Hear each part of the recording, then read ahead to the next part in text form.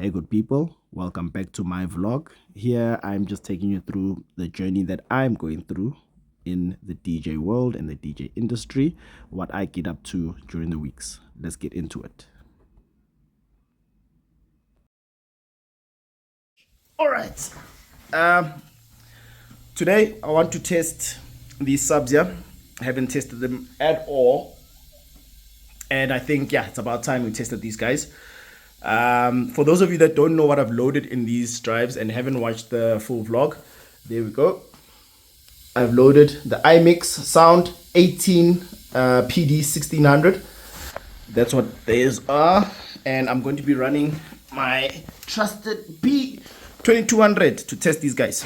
Guys, Skamnyata, this guy. I've had this guy for so many years and it's never given me any problems. And this is, before we even test, just a quick discussion.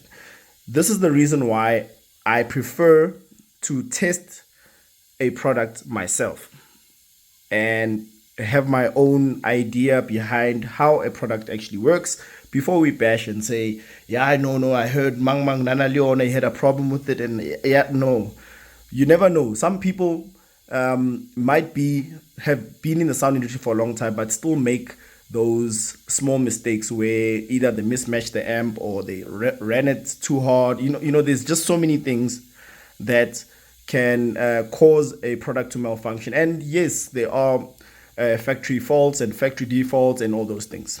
However, so far, yes, I've been through a lot of drives and I've had a lot of problems with different drives. I mean, even some of the really well-known brand drives I've had issues with. And it just boils down to the point where what works for you also. But my aim at what I do also now is I want the beginner DJ, the guy that's coming into the industry, doesn't have 100,000 rand to blow on sound. What is it that you can go for that is something that is maybe at an affordable rate, but powerful at the same time? Now, I'll give you an example.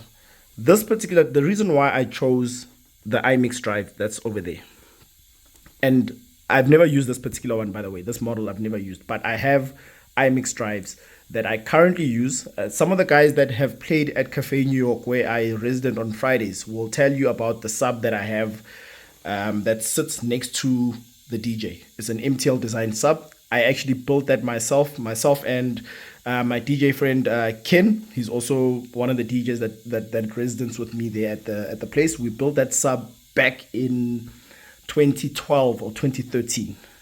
We loaded it in 2013 as well.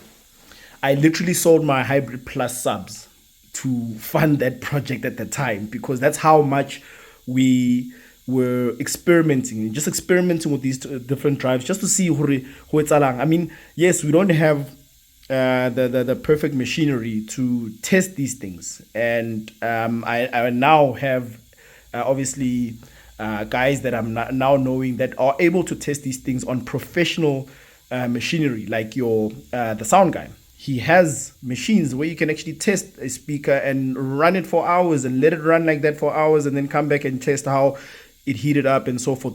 I mean, just go and check his website where he tested out the Nexus 1200, if I'm not mistaken.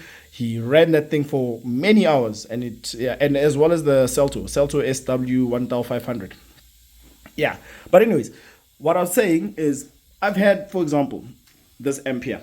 And let me show you, B2200.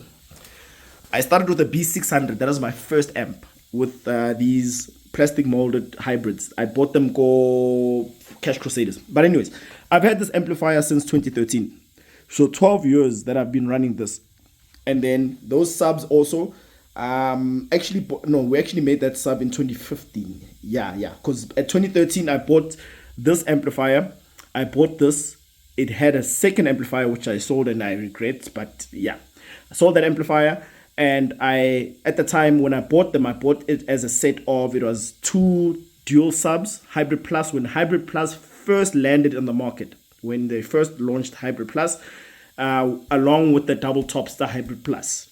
So one of the B2200s was running the double tops, and this one specifically was running the bass.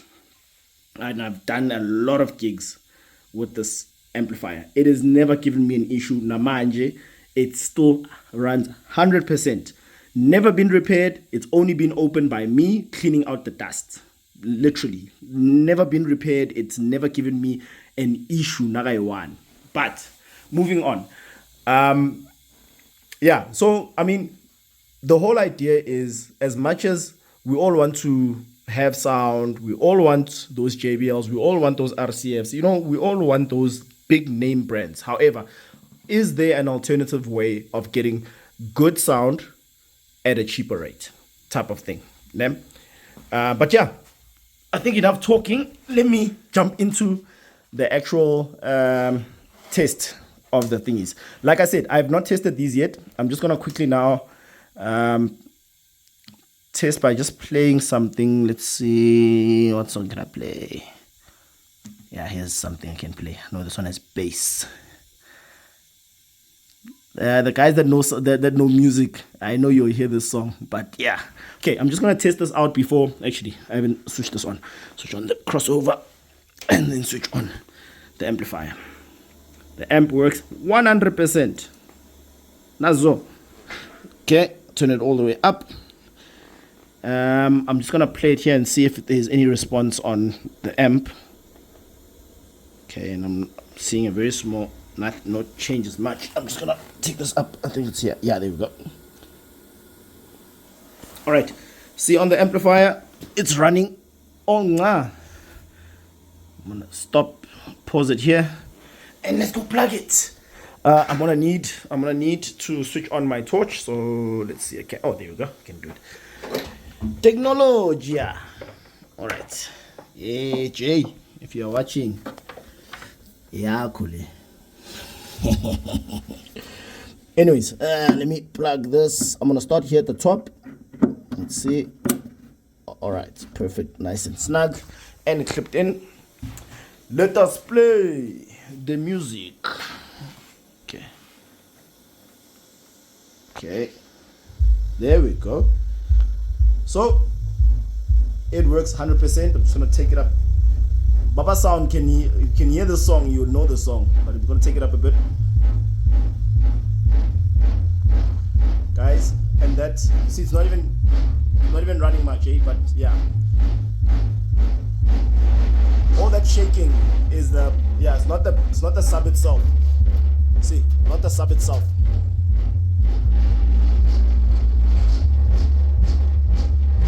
Yo. Yeah, okay. Let me see. What did I set the bass to? Yeah. Okay, I think this bass on in about 60s. Put it maybe to 70. Yeah, there. Let's see. Let's take it up a bit.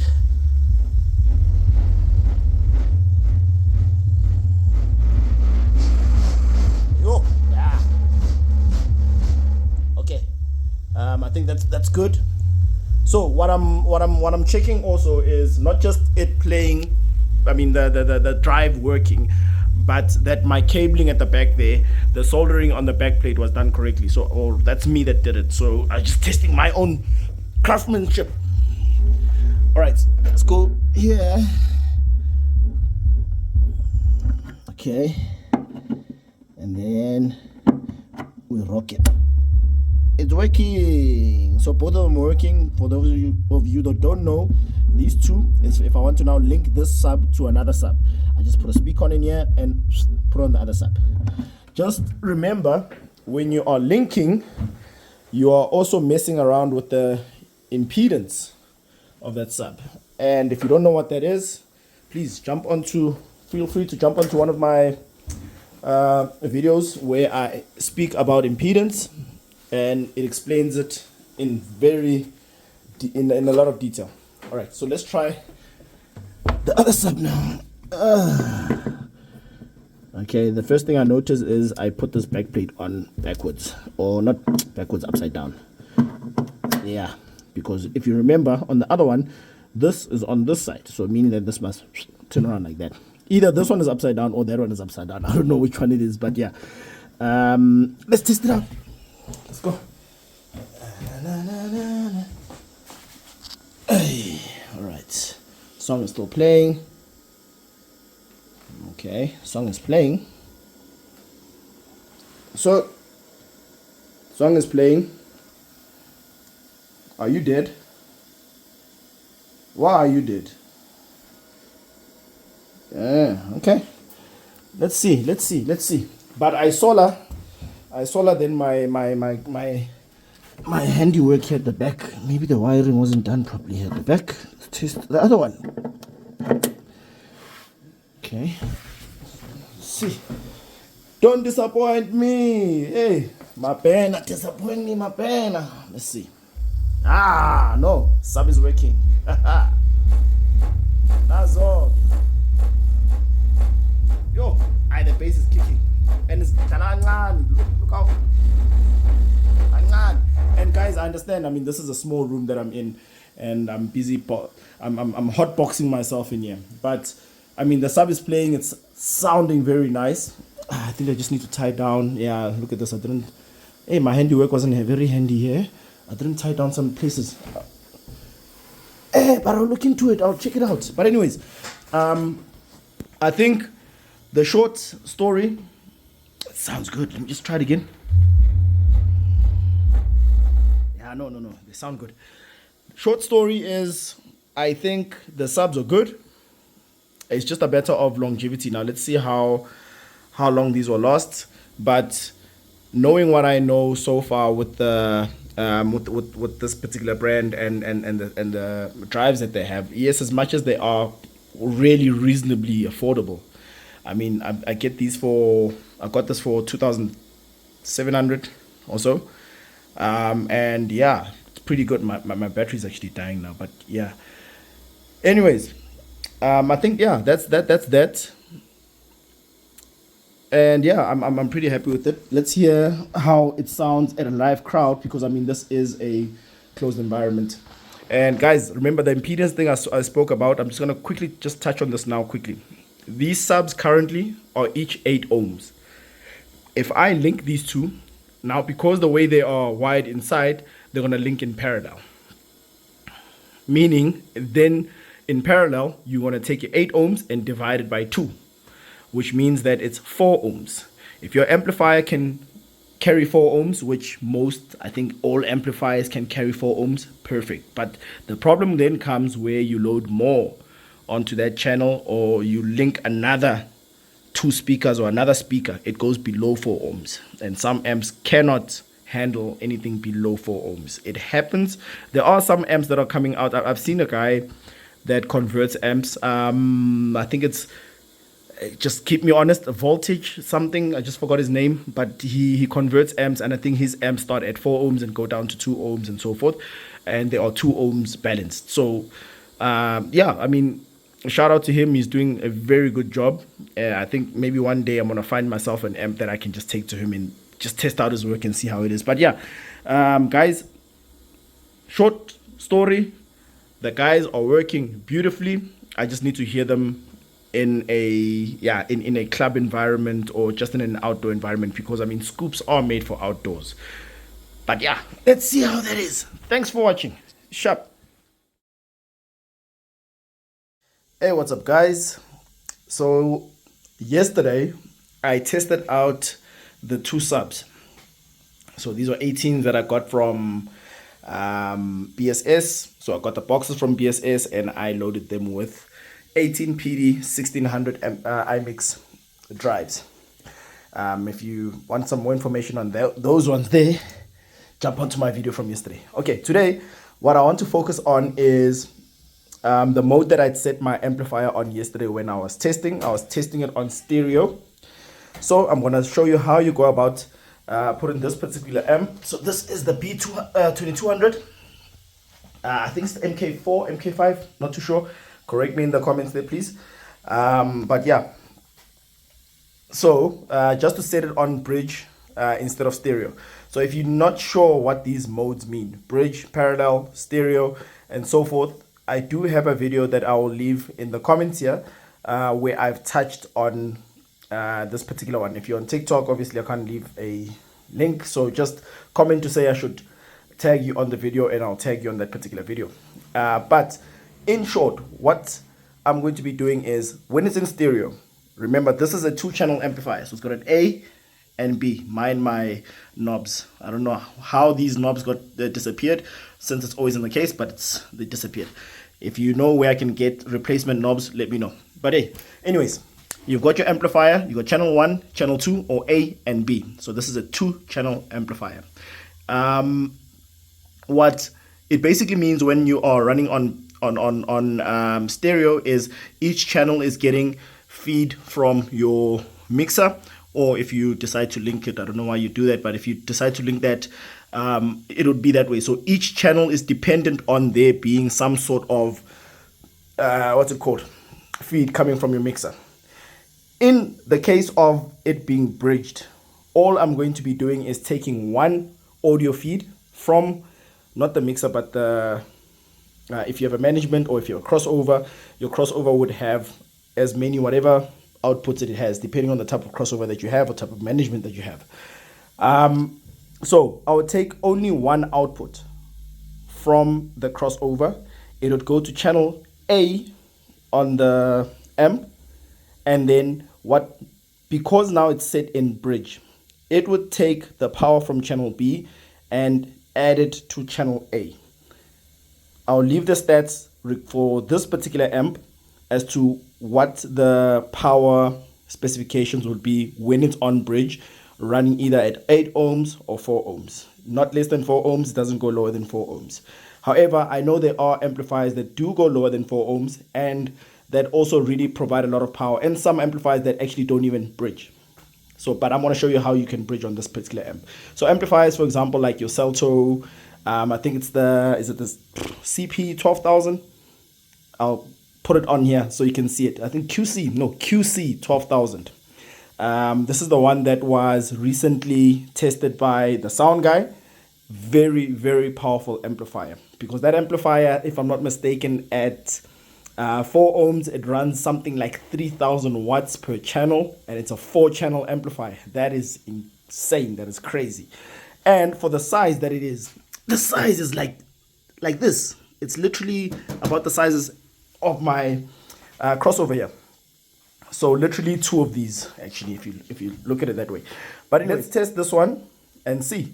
So yesterday, like I said, I had it set on stereo. So let me just switch it on and come down here. So you can see there, hybrid B22, and it's on stereo mode, meaning each channel will be giving its own power. But now I'm going to set it on parallel, and the power of this channel will be combined with the power of this channel. So everything will be coming from channel A, everything will be controlled from channel A. Let's go.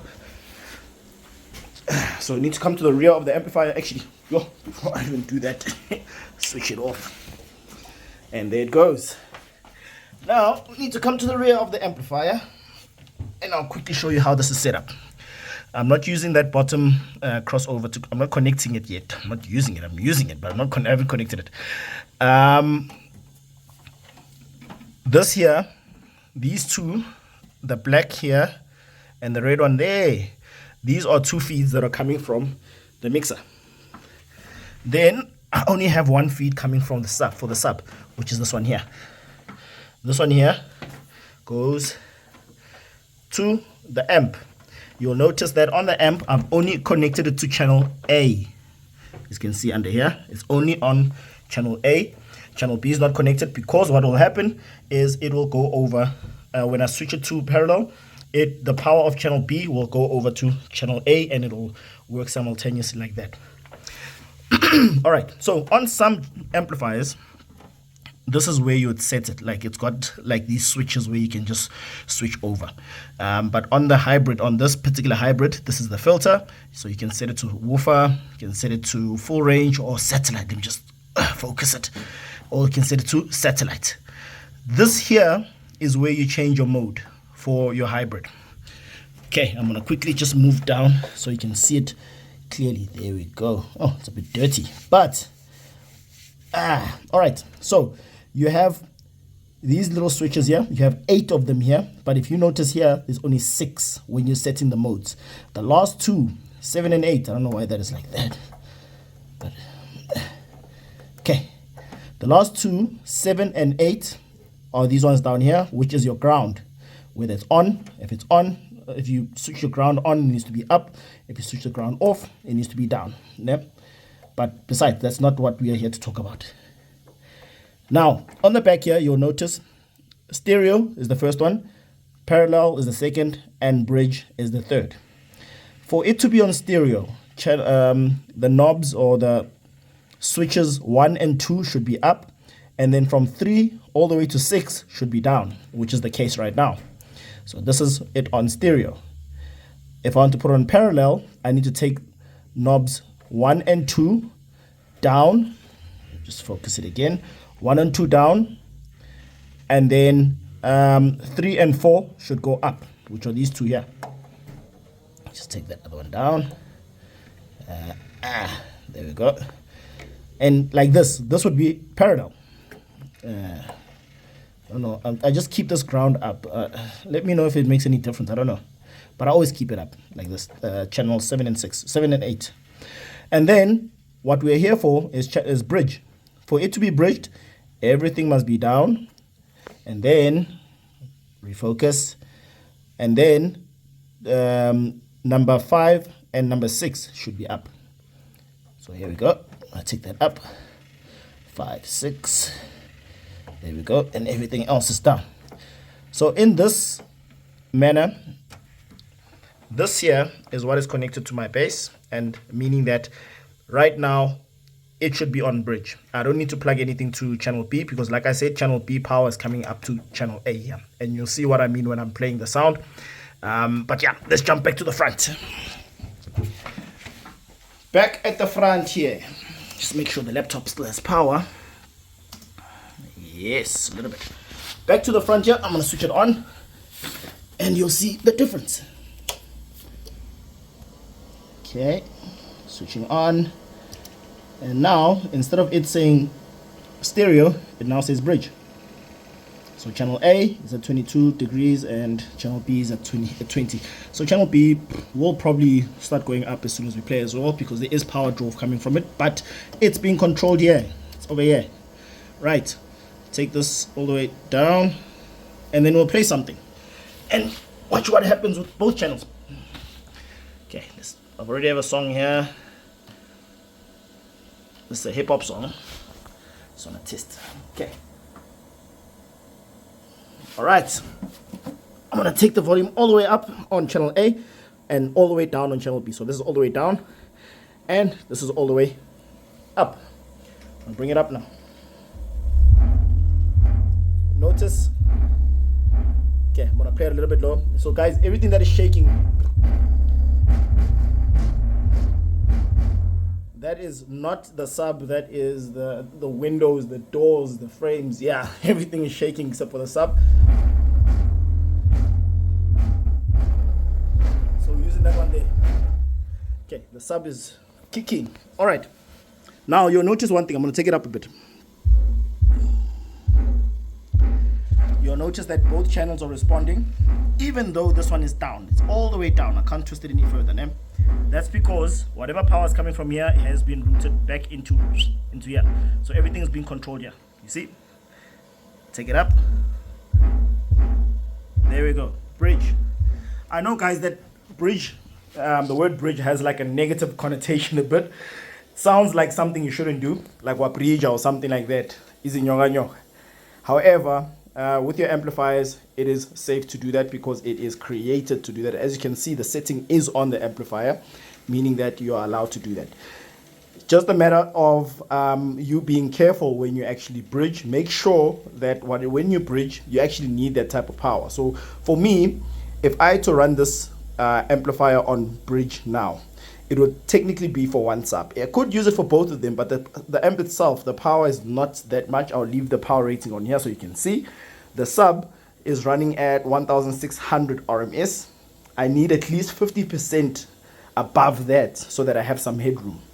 So I would be using this amp technically for one sub, but this is not the amp that I'm going to use. I'll still show you guys the amp that I'm going to use for these guys. But anyways, jumping onto something else, just matching and making sure that the amp that you have, how do you match? Basically the question would be, how do you match your amplifier, or how do you know which amplifier to buy for your speakers.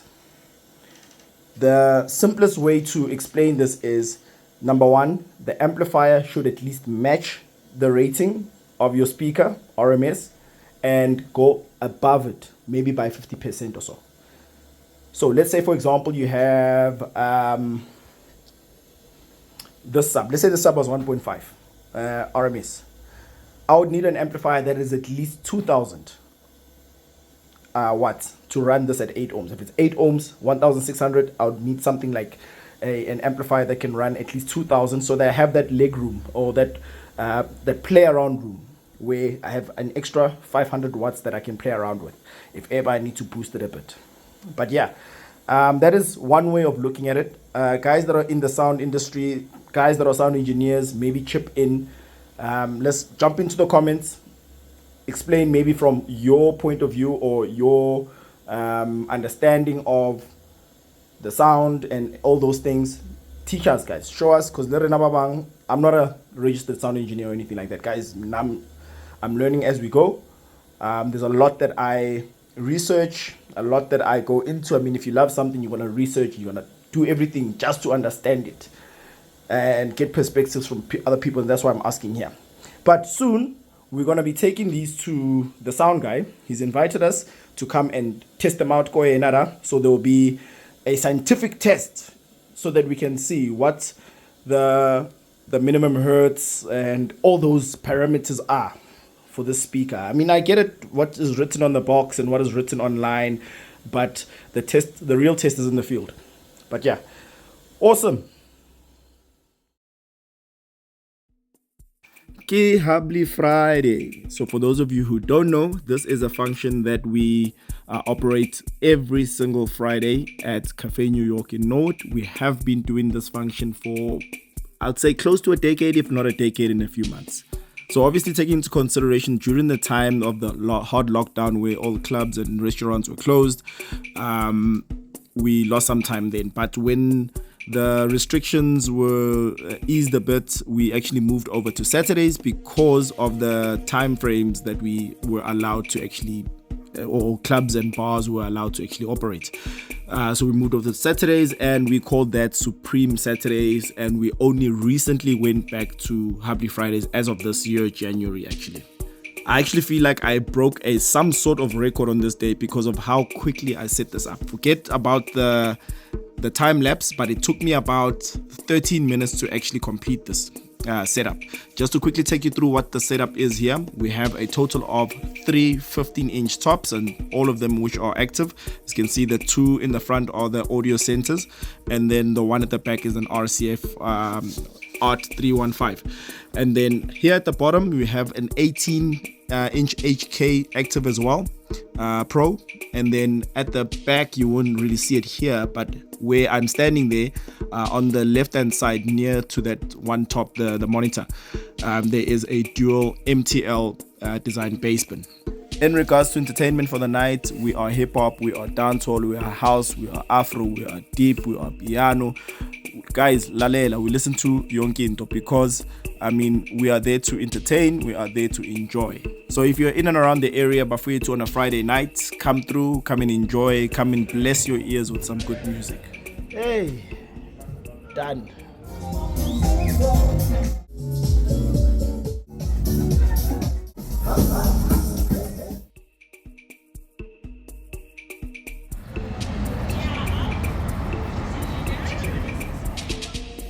From the 011 to the 012.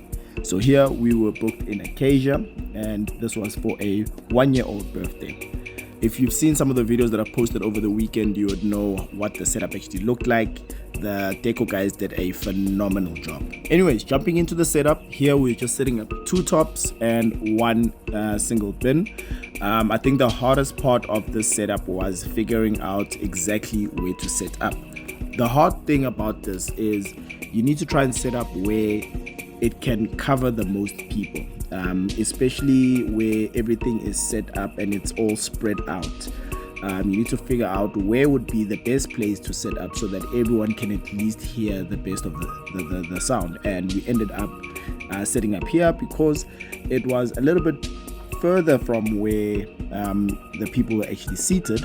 However, it covered more of the area, and after we actually set up, we did a walk around and we were playing the music so we can hear properly whether or not the sound is covering everything, along with just walking around the mic, making sure that most of the area was covered, and everyone is actually able to hear what is going on, especially when there's going to be speeches and so forth. This setup took approximately about 30 to 45 minutes or so because of the where we were running back and forth and seeing where to actually put everything and making sure that we use the space as efficiently as possible.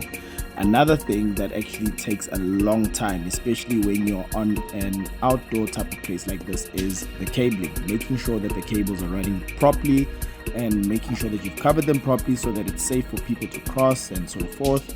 You don't want any incidents, obviously. And as for the music itself that was played through the day, trust me, 1-year-olds really don't care about music at that point. So a lot of the music you're playing, you're actually catering a lot for the younger adults that are there. So most of the music that was played here was your R&B, slow jams, some hip-hop, obviously some clean hip-hop because they're all kids there, and then some old school house, and later on a little bit of piano, not really much though, but mostly a lot of R&B and slow jams. And for the DJs, this is where the versatility comes in. The gent that I'm always with, which is DJ Ken, which is the guy in black over there on the other end, he is also extremely versatile. He can move from kwaito to hip-hop to house to piano smoothly. I mean, you'll be within a club within that hour. You won't know how you traveled from the US to South Africa, but you know that you've landed in South Africa, you know. But yeah, same thing. That's how I was taught. I mean, if you are a person that focuses on one genre and so forth, great. There is also positives for it. But for me, in the mobile DJ scene, you have to be versatile. You cannot DJ as if you're at a club and stuff like that, because you need to cater for lots of different ears at this point. At a club, you know exactly what to expect. But yeah, when it comes to a place like this, unfortunately not. I saw the booking, my friend, we do weddings, small to large functions, everything. I'll leave all the details here on the screen. So this is a little walk around of the area, so you can see once you walk in and so forth. So this little area over here is where everything was the main area was, but it was still spread out, as you can see over here. This is where most of the parents were, and on the far right as well, and then just in the center, this is where all the pictures were being taken. So this was where we had first thought, let us set up here, but then the problem was, number one, PowerPoint, number two, it was in the center of things and we don't want to be there, we need to be on the side. And that's how we landed up on this spot here. But as you can see, we are perfectly centered, everything is neat and tidy, and the sound was projecting very, very nicely. If ever you're looking for a setup like this, feel free to reach out. I'm going to leave all the booking details here on screen.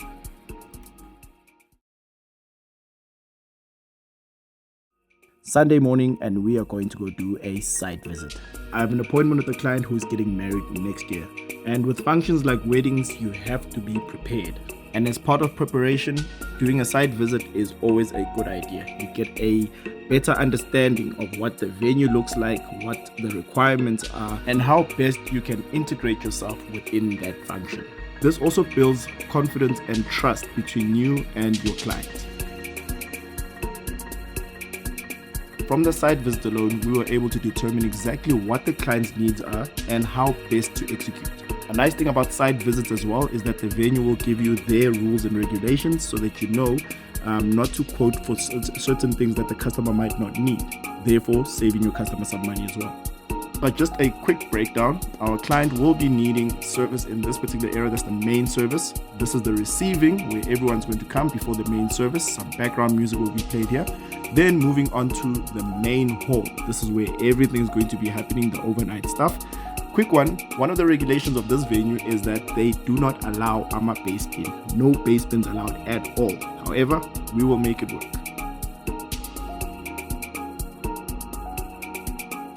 closing of the weekend, we have the gents here recording a live session. So these guys are from Dikatara Pty Ltd. So what they mainly do in these sessions is they record DJs, video and audio, and post them up onto YouTube, obviously for your entertainment. This is their page over here. Check them out. Check out some of the videos. I've seen some of the growth and it is doing very, very well. Keep up the good work, my friend. And that's about it for my week. Thank you so much for watching. However, before the end of the video, there is a tip and trick for the day. Today's tip and trick is how to get your waveguide or waveform to appear on your CDJ. Thanks for watching and see you again on the next vlog. Show of it, quick one. All right, just before I start, just finish setting up. All right, people have been asking, how do you get this waveform? This is the waveguide, that's the waveform. The only way you're going to get that waveform is if you export your music using Rekordbox. So Rekordbox is a Pioneer app, or what they call it Alpha Theta now, but I'm still going to call it Pioneer. But it's a Pioneer app. It's like Virtual DJ, Tractor, Serato, and so forth. You are able to also use it like that, DJ with it if you have like a what's it called, a non-standalone controller, your DDJ 400s, DDJ FLX, all those guys. All right, anyways, you need to export your music using Rekordbox. I have posted a video on it, but what I'll do is I'll revisit that one at a later stage and redo it and try simplify it as best as possible. But you need to export your music using Rekordbox. You need to download the app, put it onto your laptop. From your laptop, you put your music onto your laptop, then you export your music onto your USB. Here's a quick one. I'll show you what happens. So this is what it's going to do. It's going to format your USB like this. It's going to create it like this. So all the ones that are under folder over here, these are all the music that has not been gone through Rekordbox basically. So let's say, for example, this song here. What you'll notice is there is no waveform. There's no waveguide at the bottom. There's no BPM. I'll go back. Now I'm going to go to all the music that is exported through Rekordbox. And if I click that, suddenly there's a waveguide, there's a waveform, and the BPM is there. All right. Hope that helps someone. Sharp.